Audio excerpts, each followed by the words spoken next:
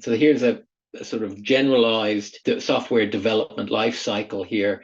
It could obviously, different organizations have different ones. There's often more steps to it. But in general, we're following something like this.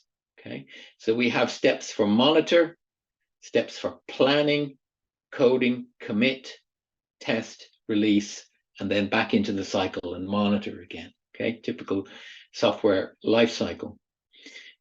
Where you do that monitoring, as I said, that's the broad picture. We have a platform arc where you can do that monitoring, and you're looking for oversight and governance. Okay, you're not really looking to get into the weeds there and look at individual issues. Instead, you want to track overall progress with accessibility, prioritize accessibility issues that you want to address, and set your policies. Okay, this quarter we're going to address this set of issues. We're going to make sure that in these areas we're always accessible. Okay, out of that comes your planning phase, and that's where JAWS Inspect can come in your AT testing, because there is where you can start to prioritize user issues. So as distinct from just everything in, for example, the WCAG guidelines, you might want to prioritize things that are particularly affecting users on your application or your site. And this can come from your AT testing, as I expect that can identify those. Then when you code, we have tools, technical testing tools like our toolkit, which the actual developers can use to test, retest, check issues, and make sure the right attributes are in the right place.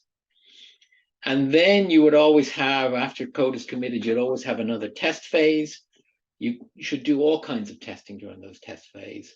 The ARC API, for instance, allows you to do that technical testing automatically in your pipeline. But also here you can use JAWS Connect to run what I call the sort of QA tests. Okay, so rather than doing exhaustive manual audits each time you're releasing, which you can't do, you can do these quick checks, which is what I'm going to be talking about today. And they are very indicative of the level of accessibility.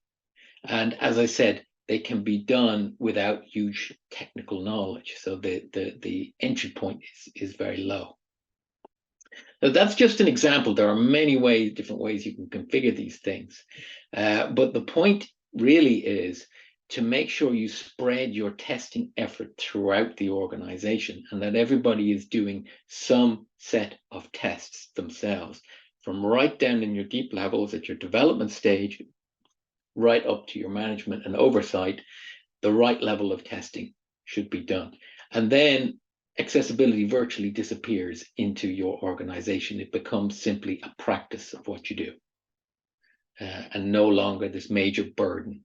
But if you are testing things once they're in the production phase, only when they come out of production, which is how a lot of people start with accessibility, then you're already losing in the sense that you have to go back, you have to redevelop things, which is more costly, and very often it's just not feasible to actually address issues at that stage. So you need to go back to the drawing board. So you really need to spread that testing effort out. And the good news is it's very feasible regardless of experience.